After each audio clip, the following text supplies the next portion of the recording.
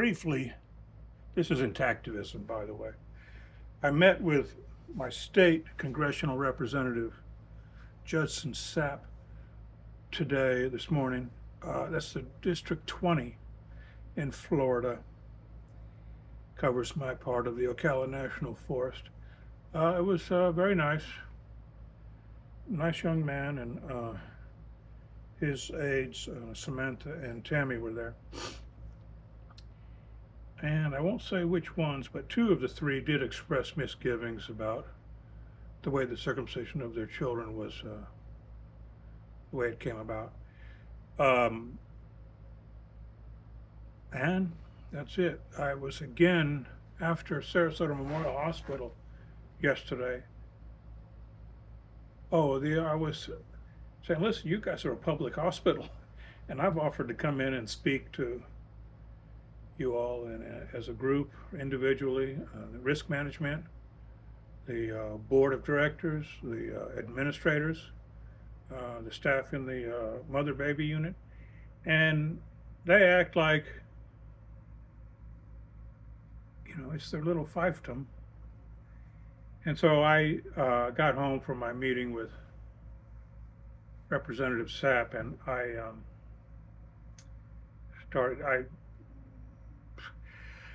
recovered some paperwork from late August of 2024, when I was butting heads with the hospital.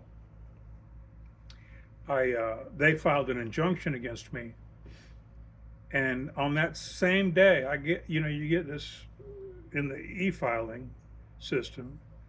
You get your copy instantly as soon as I hit the submit button. And that same day, I countered. Same thing, request for an injunction to be issued against them to keep them from cutting children. So anyway, what I'm saying is, well, I just found out, I never knew what happened to that case. But starting yesterday, I found out that the judge, whoever looked at it, rejected it right away.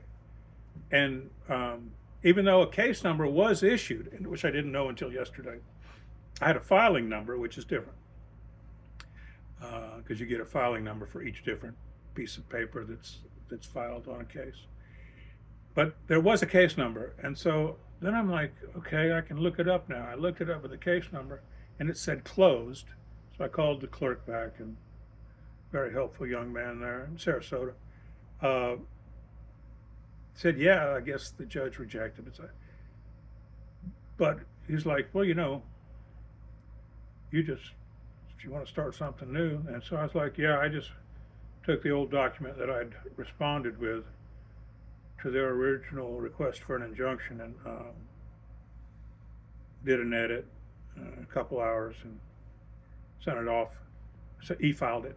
Of course, it cost me $400 and change every time that happens.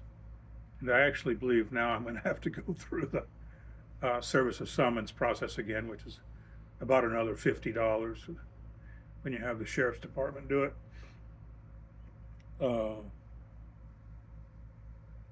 And so that's it. The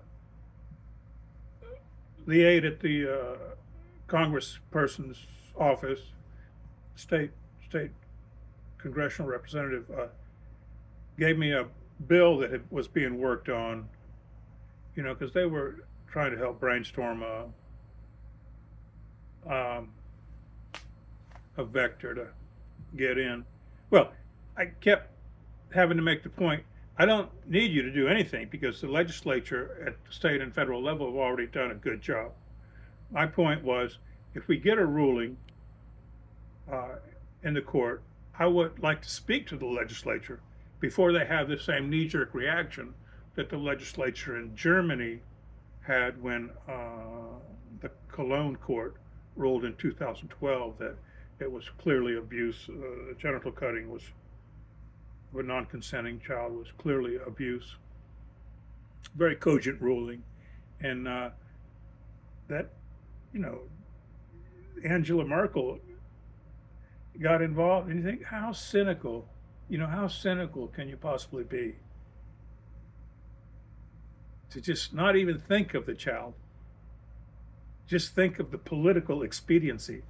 You know, it's weird. I mean, it's a disease.